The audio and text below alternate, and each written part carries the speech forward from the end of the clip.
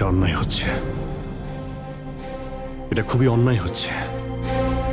No offence sir, কিন্তু আপনি আপনি সবসময় আমাদের উপরে এইভাবে সন্দেহ করতে পারেন না স্যার। এটা তুমি কি বলছো অভিজিৎ? কি ভুল বললাম আমি? যখনই কোনো সিআইডি অফিসারকে মিথ্যে ব্লেম দেওয়া হয়েছে, আপনি আমাদের উপর কখনোই ভরসা করেন না। এটা তুমি কি বলছো অভিজিৎ? আমি তোমার কাছে এটা আশা করিনি। স্যার, আমাদেরও আপনার কাছে কিছু আশা থাকে স্যার। আপনার একটা ইশারায় আমরা যে কোনো মুহূর্তে জীবন দিতে প্রস্তুত থাকি। তাহলে এটুকু আশাও কি অন্যায় যে আপনি খারাপ সময় আমাদের পাশে থাকবেন, আমাদের আপনি সহযোগিতা করবেন? তোমাদের আমি সহযোগিতা করি না? সত্যিটা জানার চেষ্টা করিনি? সত্যিটা জানার চেষ্টা করে অনেকবার আপনি আমাদের আত্মসম্মানে আঘাত করেছেন স্যার। আমাদের দায়িত্ব আর কর্তব্যকে আপনি সন্দেহ করেছেন। যখন আমাকে মিথ্যে অপবাদ দেওয়া হয়েছিল, আপনি আমার উপরে ভরসা করেননি স্যার। আর যতক্ষণ পর্যন্ত অভিজিৎ নিজেকে নির্দোষ প্রমাণিত করছে, ওকে জেলেই থাকতে হবে। যখন দয়াকে মিথ্যে অপবাদ দেওয়া হয়, তখন ওকেও আপনি ভরসা করেননি স্যার। কিন্তু হয়তো আপনি একটা কথা ভুলে গেছেন, একবার আপনাকেও এরকম মিথ্যে অপবাদ দেওয়া হয়েছিল স্যার।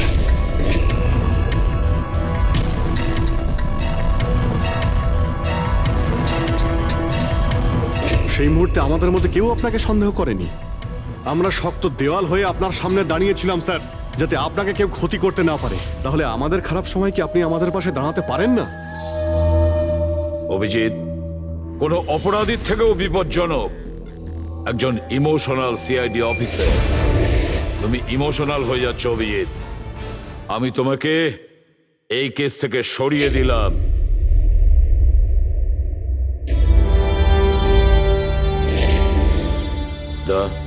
পুরবি, আজ থেকে পঙ্কজের কেস তোমরা দুজন ইনভেস্টিগেট করবে। শুধু শুধু তোমরা দুজনে। ঠিক আছে স্যার। এখন আমার উপরে আপনার এতটুকুও ভরসা নেই যে কেসটাকে আমি নিউট্রাল ভাবে দেখতে পারবো কিনা। এত বছর ডিউটির পর এরকম মেডেল তো ভাগ্যবানেরাই পায়। Thank you sir.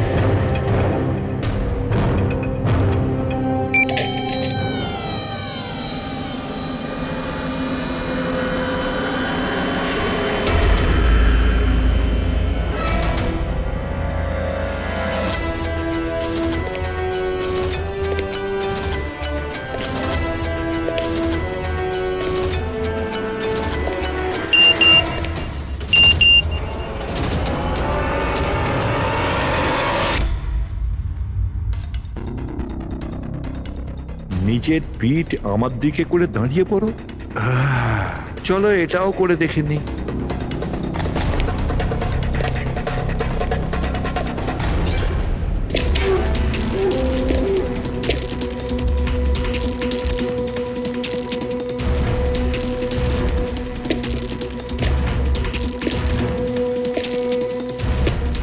আপনি এসে গেছেন স্যার। আমি আপনার জন্য অপেক্ষা করছিলাম। ওইখানে আপনার ফাইলটা আছে, ওখানে পুরো ফাইন্যান্সিয়াল প্ল্যান পড়ে আছে এবং আমার স্থির বিশ্বাস যে আপনার খুব পছন্দ হবে।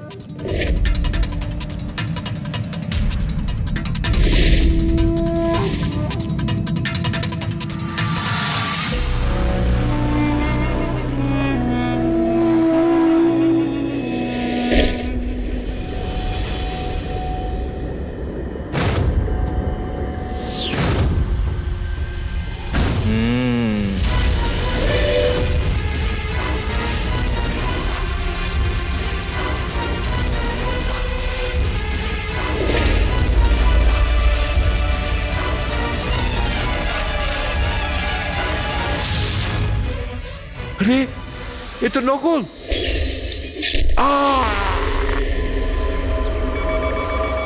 Hello, ACP Pradyuman here.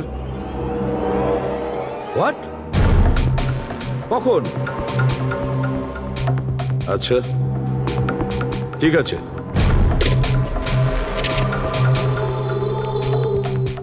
দয়া, অভিজিৎ, বিক্রম বিজয় খুন হয়েছে।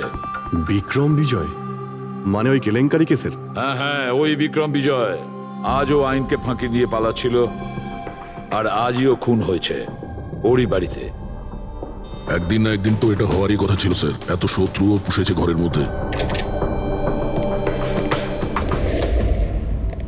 Sir I am really sorry sir, একটু লেট হয়ে গেলাম। কি ব্যাপার পঙ্কজ, কোথায় ছিলে তুমি? স্যার আসলে বাবার শ্রাদ্ধ ছিল আজ, তাই মন্দিরে গেছিলাম পুজো দিতে। ঠিক আছে, আর এটা হাতে কি হয়েছে? আরে স্যার আসতে গিয়ে লেগে গেল, তেমন কিছু না, খুব বেশি লাগেনি স্যার। ঠিক আছে, তৈরি হয়ে নাও, একটা মার্ডার কেস এসেছে। আর শোনো,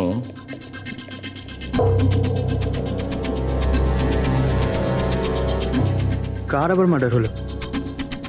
বিক্রম বিজয়।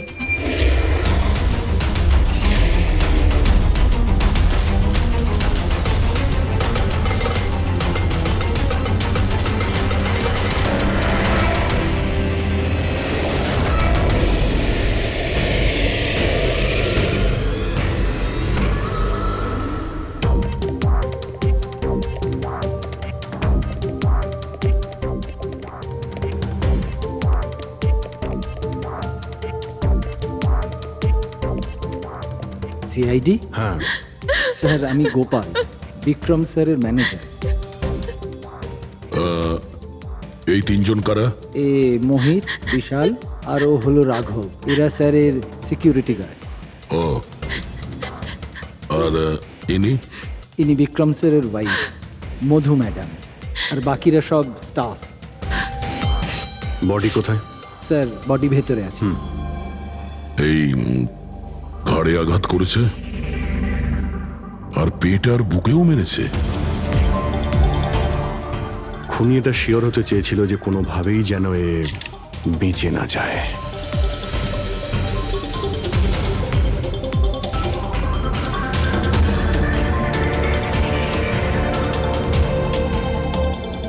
মনে হচ্ছে এটা দিয়ে আঘাত করেছে এর ওপর।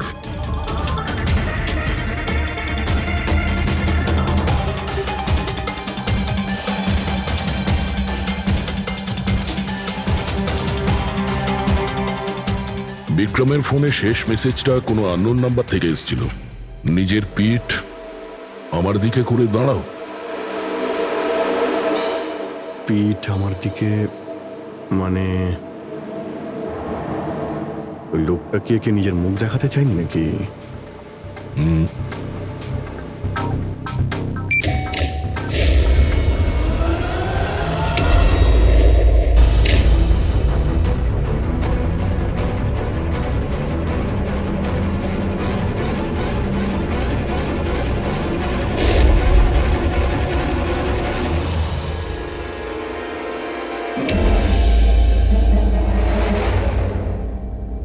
এই দেখুন স্যার, ফুলদানি থেকে আমি কি পেয়েছি, audio recording device. Audio recording device মানে এই রুমের মধ্যে যা কথাবার্তা হচ্ছিল সেটা কেউ শুনছিল। ওর আমি নাম তো জানি না, কিন্তু ও যেভাবে প্রস্তুতি নিচ্ছিল ওটা দেখে তো মনে হচ্ছিল যেন ওনার কোনো বিশেষ ক্লায়েন্ট হবে, আর উনি বিক্রমের সাথে দেখা করতে চাইছিলেন। এই ক্লায়েন্ট বিক্রমের কন্ট্যাক্টে এলো কি করে? স্যার আমার জন্যে ও আগে আমাকে কন্ট্যাক্ট করেছিল। ও বিক্রম স্যারের পুরো ইতিহাস ভালো করে জানতো, আর বিক্রম স্যার ওর এই হোমওয়ার্কে খুব ইমপ্রেসড হয়েছিল, আর উনি আমাকে মিটিং ফিক্স করতে বলেছিলেন। আপনি ওর সঙ্গে আগে দেখা করেছিলেন? না স্যার, ওই ফোন করেছিল, আর সেটাও প্রাইভেট নাম্বার থেকে।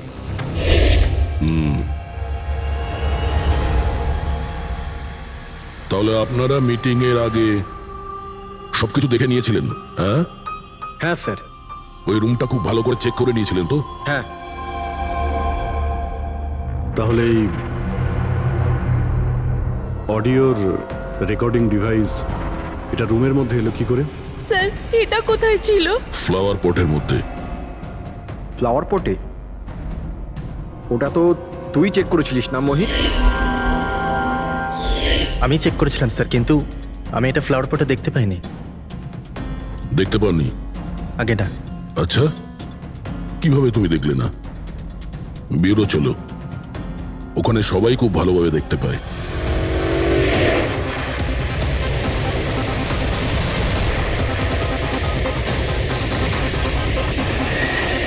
মোহিতের উপর নজর রাখবে। গুলি চালাবে না। কৈলাস স্যার, আপনি? কে ইনি? ইনি সিবিআই অফিসার কৈলাস বাবু। কেমন আছেন স্যার? দারুণ। কি ব্যাপার স্যার, হঠাৎ করে আপনি আমাদের রাস্তা আটকে দিলেন? অভিজিৎ আমার ওই লোকটাকে চাই যে তোমাদের সিআইডির গাড়িতে বসে আছে। মোহিত? ও ও আমাদের অপরাধী স্যার, ওকে আমরা ব্যুরোতে নিয়ে যাচ্ছি ইন্টারোগেট করার না জন্য। অভিজিৎ, ও অপরাধী নয়, ও একজন সিবিআই অফিসার। কি বলছেন আপনি? এই মোহিত সিবিআই অফিসার? কিন্তু স্যার, এ তো ওই বিক্রমের ওখানে গার্ডের চাকরি করছিল। দেখাবার জন্য, সত্যিটাকে লুকোবার জন্য। কিরকম সত্যি স্যার? মোহিত একজন আন্ডার কভার। ও আমার কথাতেই ওখানে ডিউটি করছিল, আর আমার কথাতেই ও বিক্রমের ওখানে রেকর্ডিং ডিভাইসটা লাগিয়েছিল। আর এই কারণে কিছুই বলতে হচ্ছিল না। আন্ডার কভার মরে যাবে কিন্তু প্রোটোকল ভাঙবে না। না ঠিক আছে স্যার, ওই অ্যাকচুয়ালি কিছু জিজ্ঞাসাবাদ তো করতেই হবে, খুনের ব্যাপার তো, জাস্ট জেনারেল জিজ্ঞাসাবাদ। আর আমরা ওই অডিও রেকর্ডিংটা পেতে পারি স্যার? আমরা জানতে চাই যে খুনি আর বিক্রমের মধ্যে কি কথা হয়েছে। আপনি এসে গেছেন স্যার, আমি আপনার জন্যই অপেক্ষা করছিলাম। ওইখানে আপনার ফাইলটা আছে, ওখানে পুরো ফাইন্যান্সিয়াল প্ল্যান পড়ে আছে, এবং আমার স্থির বিশ্বাস যে আপনার খুব পছন্দ হবে। এটা নকল। আরে, মনে হচ্ছে এই বিক্রম বিজয় খুনিকে চেনে, সেই কারণে খুনি ওকে নিজের মুখ দেখতেই দেয়নি। আর যখন বিক্রম জানতে পারে যে যে টাকাগুলোকে দেওয়া হয়েছে সেগুলো নকল, তখন সে বিক্রমকে খুন করে আর ব্যাগ নিয়ে চলে যায়। একটা কাজ করি আমরা, এই মোহিতকে, আন্ডার কভার পুলিশকে কিছু জিজ্ঞাসাবাদ করি। আই এম সরি স্যার, এই কেসটা এখনো বন্ধ হয়নি। এই জন্য আমি যদি আপনাদের এর থেকে যদি কিছু বেশি বলি তাহলে প্রোটোকল ভাঙা হবে, হুইচ আই ডোন্ট ওয়ান্ট। দেখো মোহিত, আমি তোমার প্রোটোকলকে রেসপেক্ট করি। এমন তো কিছু পেয়েছো তোমার ইনভেস্টিগেশন চলাকালীন যেটা হয়তো তোমার প্রোটোকলের মধ্যে পড়ে না, আর সেই জন্য তুমি আমাদের কিছু বলতে পারো। কিছু তো একটা বলবে যে সূত্র ধরে আমরা খুনি পর্যন্ত পৌঁছতে পারি। আমি আপনাদের শুধু এটা বলতে পারি যে গত কয়েক বছর ধরে সিবিআই এই বিক্রমের পিছনে পড়েছিল। আজ থেকে 15 বছর আগে, সাল 2002-তে সিবিআই এক আন্ডার কভার অফিসারকেও বিক্রমের পিছনে লাগিয়েছিল কিছু বিশেষ প্রমাণ জোগাড় করতে, কিন্তু কিছু পাওয়া যায়নি। আর আনফর্চুনেটলি আমাদের এই অফিসার মারা যান। এক মিনিট, নাম কি ছিল এই অফিসারের? ইন্সপেক্টর অধিরাজ।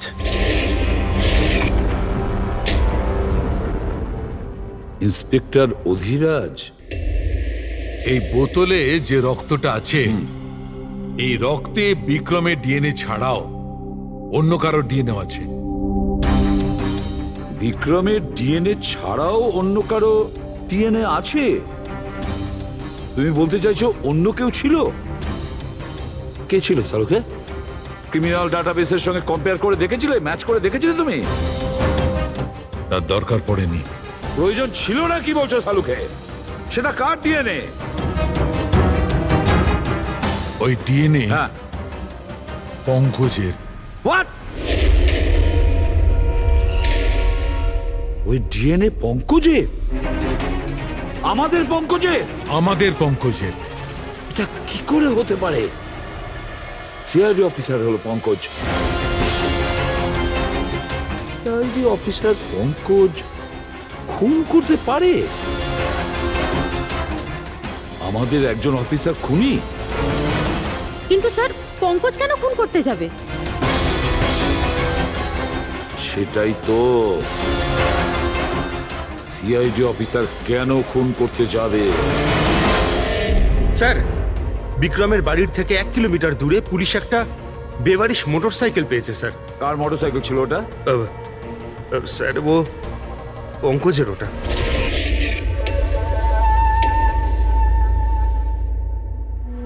ভাবছিলাম তাই। তার মানে পঙ্কজের বাইকটা পাওয়া গেল ওখানে, আর আপনাদের কারুর অবাক লাগলো না? ফ্রেডি, বিক্রম বিজয় যে মারা গেছে আজ 15 বছর আগে, অধিরাজ বাবু পঙ্কজের বাবা একটা আন্ডার কভার কপ বডিগার্ড সেজে বিক্রম বিজয়ের বিরুদ্ধে প্রমাণ জোগাড় করছিল, আর সেই কারণে ও মারাও গেছে। তার মানে স্যার পঙ্কজ এটা ভাবে যে পঙ্কজের বাবার মৃত্যুর পিছনে এই বিক্রম বিজয়ের হাত রয়েছে, আর এই জন্য ওর বাবার মৃত্যুর প্রতিশোধ নেবার জন্য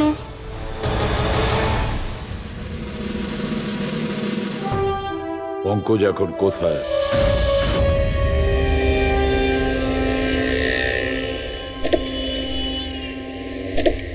আরে স্যার, আপনারা? আরে এই প্রশ্নটাই তো আমরা তোমাকে জিজ্ঞেস করছি। তুমি এখানে কি করছো? তুমি তো অসুস্থ ছিলে। আরে স্যার, বাইক চুরি হয়ে গেছিল আমার। এই সামনের থানাতেই রিপোর্ট লেখাতে এসেছিলাম। এই দেখুন। আমরা জানি তোমার বাইকটা কোথায়। আপনারা কি করে জানলেন স্যার? তোমার বাইক বিক্রম বিজয়ের বাড়ির কাছে পেয়েছি। সেই বিক্রম বিজয় যে তোমার বাবার খুনি। যখন বিউরোতে এসিপি স্যার বলল যে বিক্রম বিজয়ের খুন হয়েছে, তখন তুমি জানতে না ওই বিক্রম বিজয়? হ্যাঁ স্যার। আরে তাহলে তুমি বিউরোতে কেন বললে না? তোমার বলা উচিত ছিল যে বিক্রম বিজয়ই তোমার বাবার খুনি। স্যার, বাবা শ্রাদ্ধ ছিল স্যার। মন্দির থেকে বিউরো আসছিলাম, ওনার ব্যাপারেই ভাবছিলাম, আর কিছু খেয়াল ছিল না স্যার। একদম কিছু মাথায় আসছিল না, বুঝতেই পারছিলাম না কি করব। আর এই যে তোমার হাতটা কাটা, এক্স্যাক্টলি কি হয়েছিল? স্যার, এটা তো মন্দির থেকে যখন আমি অটোতে ফিরছিলাম।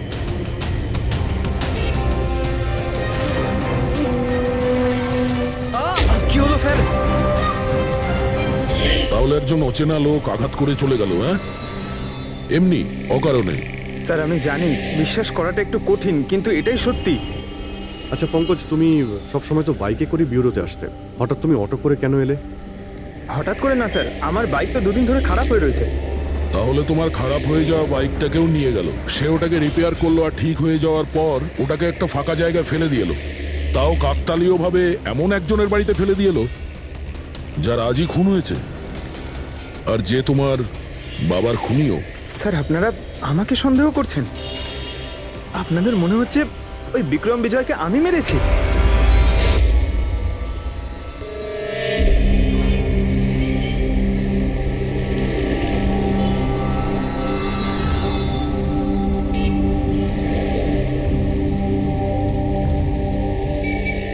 যদি এই পঙ্কজ নিজের বাড়ি থেকে বিক্রম বিজয়ের বাড়িতে যায়, তো এখানে এই জাংশন থেকেই গিয়েছে।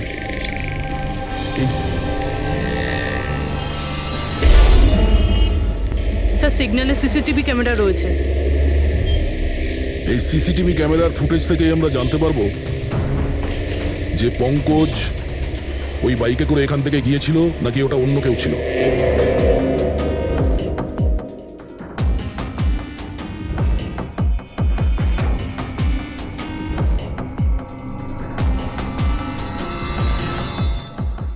এক মিনিট রিওয়াইন্ড করো, পজ করো। স্যার, এই দেখুন, একে পঙ্কজের মতনই দেখতে লাগছে না?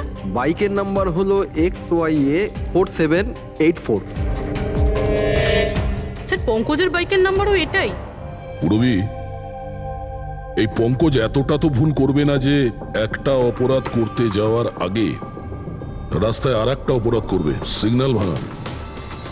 নিশ্চয়ই কেউ আছে যে পঙ্কজকে ফাঁসাতে চাইছে, আর সেই কারণে ও সিগন্যালটা ভেঙেছে, যাতে আমাদের যে সন্দেহটা আছে পঙ্কজের উপর, ওটা আরো মজবুত হয়।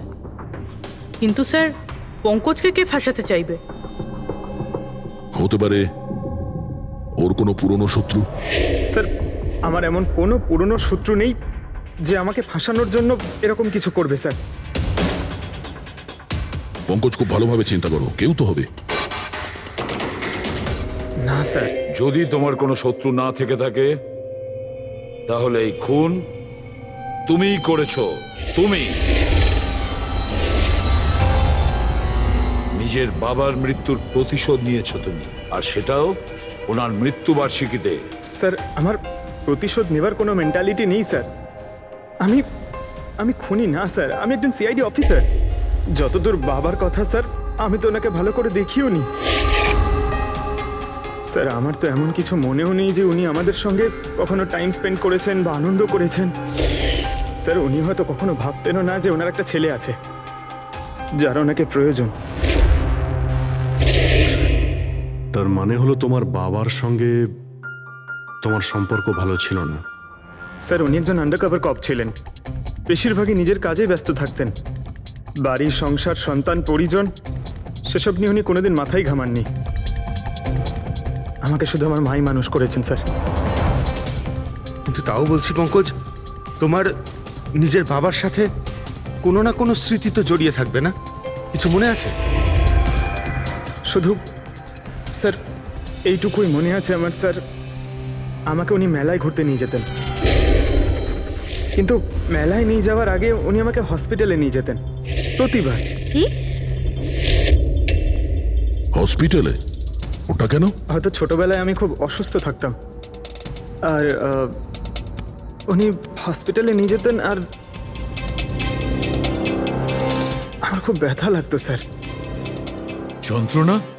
পঙ্কজ, কোথায় যন্ত্রণা হতো? স্যার পিঠে, এখানে স্যার। পিঠে? পঙ্কজ, ডাক্তার পিঠে কি করতো? না স্যার, তেমন কিছু মনে পড়ছে না স্যার। মনে করো পঙ্কজ, মনে করো কি করতো? তোমার পিঠে ইঞ্জেকশন দিত বা পিঠের থেকে রক্ত বার করতো? কি করতো মনে করো? Sir sir sir drill machine দিয়ে কিছু করতো হসপিটালে। কি বলে? ড্রিল মেশিন দিয়ে? আর তারপরে তোমার পিঠে যন্ত্রণা হতো? খুব ব্যথা করতো স্যার, আমি তো এক সপ্তাহ ঠিক করে বসতে পারতাম না। আর তারপর বাড়ি যাবার পর তোমার ঘুম পেত, অদ্ভুত কিছু মনে হতো, মাথা ঘুরতো? হ্যাঁ স্যার। স্যার মেলায় যখন আমি ঘুরতে যেতাম তখন ঘোরের মধ্যে থাকতাম স্যার, সারাক্ষণ মাথাটা ঝিমঝিম করতো আর ঘুরতো স্যার। কিন্তু স্যার এই কথাটার কেসটার সাথে কি সম্পর্ক? সম্পর্ক আছে বস। আমার মনে হচ্ছে এর বাবা এর খুব কম বয়সে এর বোন ম্যারো ডোনেট করে দিয়েছিল। কিন্তু স্যার বাচ্চাদের বোন ম্যারো ডোনেট করা তো বেআইনি কাজ। বেআইনি কাজ, কিন্তু আমার মনে হচ্ছে বস টাকার জন্য বা যে কোনো কারণেই হোক ওই ডক্টর এর বাবার জন্য এই সমস্ত করেছে। সেটা বুঝলাম স্যার, কিন্তু আমি এখনো এটা বুঝতে পারছি না যে ওই ঘটনাটার এই কেসের সাথে কি সম্পর্ক। কানেকশন এইটা পুরোপুরি, যখন কাউকে বোন ম্যারো ডোনেট করা হয়ে থাকে তখন যাকে বোন ম্যারো ডোনেট করা হয়েছে সেই ব্যক্তির হিউম্যান কাইমারিজম হয়ে যায়। হিউম্যান কাইমারিজম?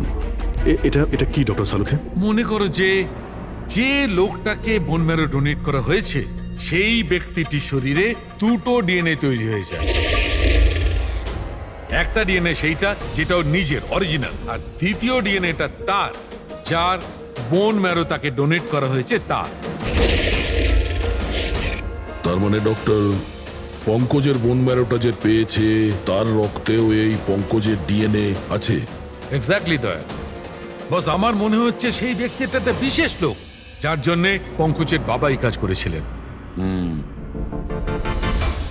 এমন কোন বিশেষ লোক যে পঙ্কজের বাবা ইন্সপেক্টর অধিরাজের খুব কাছের মানুষ ছিলেন, আর তার মৃত্যুর প্রতিশোধ নিতে গিয়ে ও একটা খুন করে বসে। কিন্তু কে?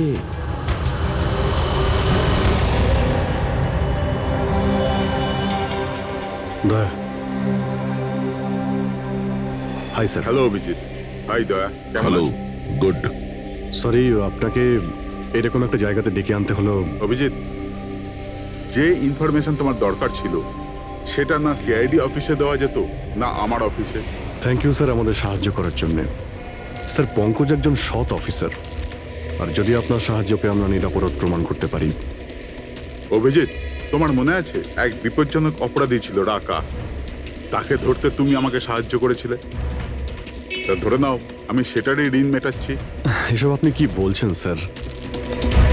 অ্যাকচুয়ালি আমাদের পঙ্কজের বাবা ইন্সপেক্টর অধিরাজের ব্যাপারে কিছু ইনফরমেশন চাই, যতটা আপনি দিতে পারবেন। আপনি কাজ করেছেন না ইন্সপেক্টর অধিরাজের সঙ্গে? হ্যাঁ দয়া, অধিরাজ খুবই সৎ ইন্সপেক্টর ছিল আর সাহসীও। আমার তো এটা বলতে গর্ব হয় যে আমরা একসাথে কাজ করেছি। স্যার অ্যাকচুয়ালি আমরা এটাই জানতে চাই যে ওনার আন্ডারকভার মিশনের সময় ওনার সঙ্গে কারো কি কোনো গভীর সম্পর্ক হয়েছিল? আই মিন কোনো নতুন পরিবার সেরকম কিছু? অভিজিৎ, এই যে আন্ডার কভারদের যে দুরকম জীবন হয়, খুব কঠিন হয় সেটা সামলানো। এই পুলিশেরাও তো মানুষ হয় নাকি, আর তাদেরকেও সেই সীমাটা পেরিয়ে যেতে নেই যেটা ও পেরিয়ে গিয়েছিল। মানে ওনারও কারোর সঙ্গে ভালোবাসা হয়েছিল? ওনারও কোনো অন্য পরিবার ছিল? হ্যাঁ, অধিরাজের দ্বিতীয় স্ত্রী বাচ্চা জন্ম দিতে গিয়ে মারা গিয়েছিল। ও, আর অধিরাজ বাবুর মৃত্যুর পর এই দ্বিতীয় বাচ্চাটার কি হয়েছে? এই রহস্য সবসময় রহস্যই রয়ে গেছে। অধিরাজ ওই দ্বিতীয় বাচ্চাটাকে কোথায় রেখেছে, কিভাবে বড় করেছে, আর ওই বাচ্চাটা কোথায় গেল কেউ কিছু জানে না। আর এই যে বাচ্চাটা, মানে দ্বিতীয় বিয়ের বাচ্চাটা, কত বয়স ওর? এ পঙ্কজের থেকে 2-3 বছর বড় হবে। বিয়ে পঙ্কজের মায়ের সাথে আগে হয়েছিল, কিন্তু বাচ্চা দ্বিতীয় স্ত্রীর আগে হয়েছিল। হয়তো ওনার কোনো রোগ ছিল যার কারণে অধিরাজবাবু পঙ্কজের বোন ম্যারো ওকে দিয়েছিলেন। নিজের বাবার মৃত্যুর প্রতিশোধ নিতে হতে পারে খুনটা পঙ্কজের সৎ ভাইই করেছে। আর এখন প্রশ্ন এটাই যে পঙ্কজের এই সৎ ভাই কে সে, আর এখন কোথায়? আমার কিছু কিছু আইডিয়া হচ্ছে যে ওর সঙ্গে ঠিক কি হতে পারে।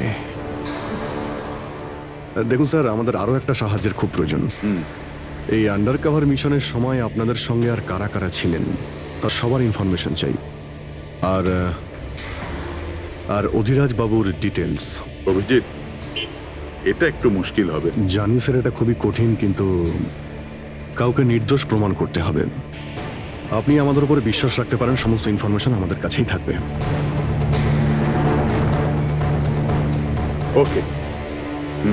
আর অপেক্ষা করতে হবে। এই লোক সময় আসে না কেন?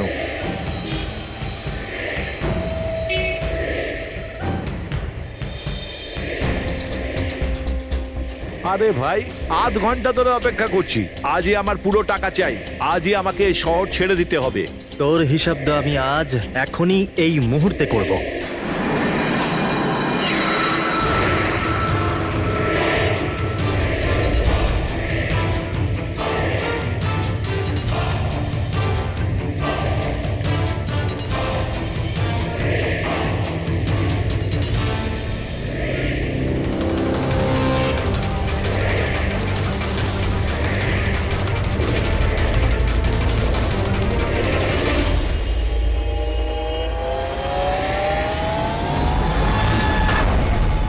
তোর অ্যাকাউন্ট সিআইডি বন্ধ করবে।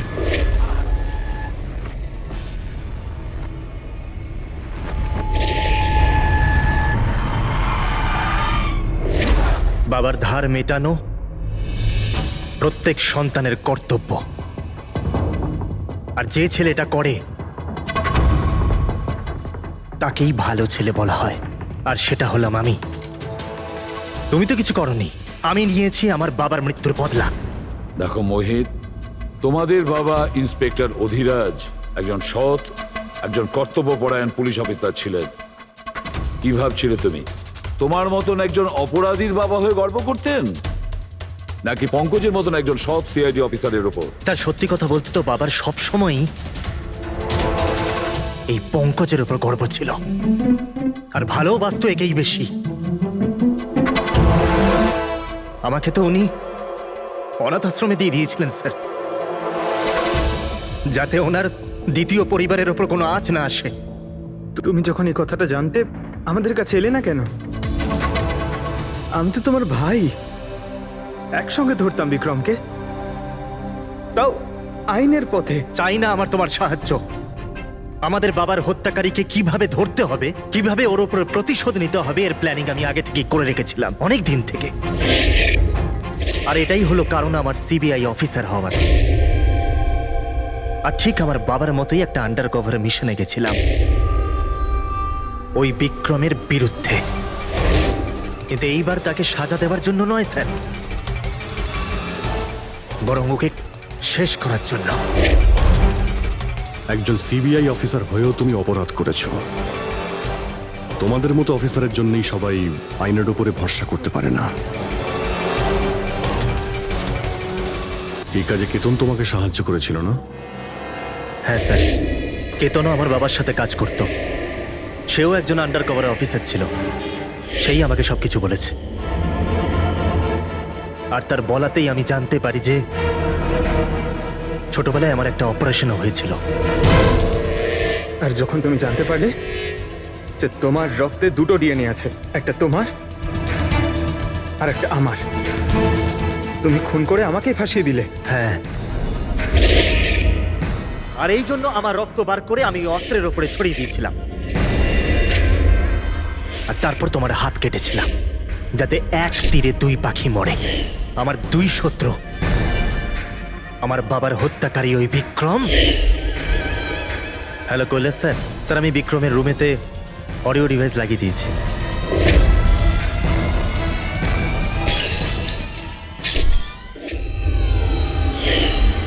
আর তুমি আমাকে এত ঘৃণা করার কারণ কি ভাই? কেন করবো না বলো তো? আজ পর্যন্ত সবকিছু তুমি পেয়েছো। আমাদের বাবার নাম, ওনার ভালোবাসা, ওনার সম্মান, সবকিছু।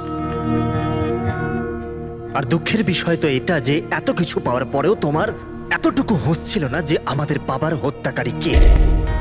স্যার, আজকে যদি আমি না হতাম তাহলে আমাদের বাবার হত্যাকারী আজও বেঁচে থাকতো এবং ঘুরে বেড়াতো। আর তুমি কি পেলে মোহিত?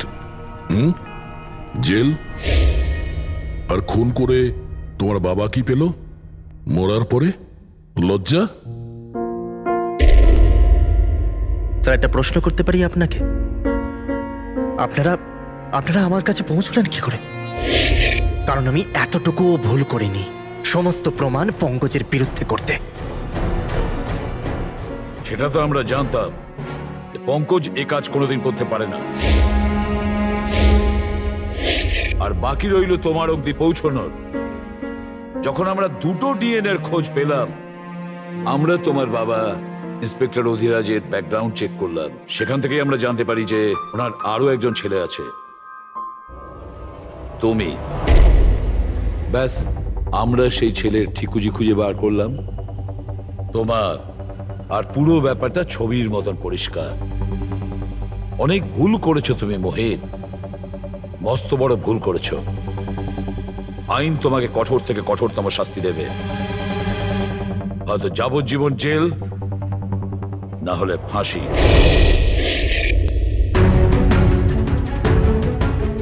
ফ্রেডরিক,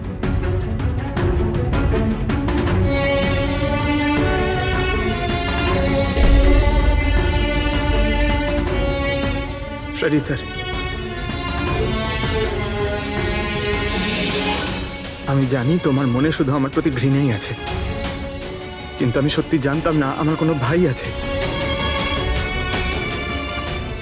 আমি জানি না তোমার সঙ্গে কি হবে, কিন্তু তুমি একটা কথা সবসময় মনে রেখো, আমি তোমার অপেক্ষা করব।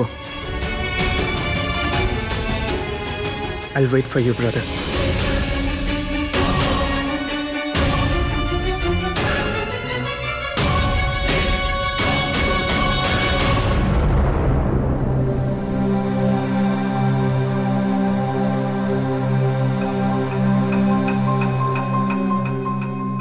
পঙ্কজ, দেখো, তোমার যে ভালো দিকটা আছে না, সেটা কিন্তু বাঁচিয়ে রাখবে খুব ভালো করে।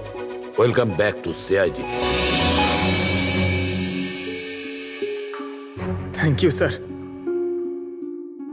Sir, I am sorry sir, আপনি ঠিকই বলছিলেন।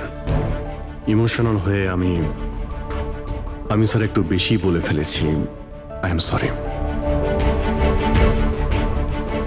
দেখো অভিজিৎ, তোমরা সবাই আমার কাছে শুধু সিআইডি অফিসার নও, তোমরা আমার গর্ব, আমার আত্মবিশ্বাস, তোমরা আমার শক্তি। তোমরা আর এসিবি প্রদ্যুমান আজ পর্যন্ত নিজের শক্তিকে সন্দেহ করেনি, না কোনোদিন করবে। সময় তো সব সময়ই মানুষের পরীক্ষা নেয়, কিন্তু কর্তব্যের পথে চলার সময় যদি নিজের সন্তানের ওপরেও গুলি চালাতে হয়, আমাদের হাত যেন না কাঁপে।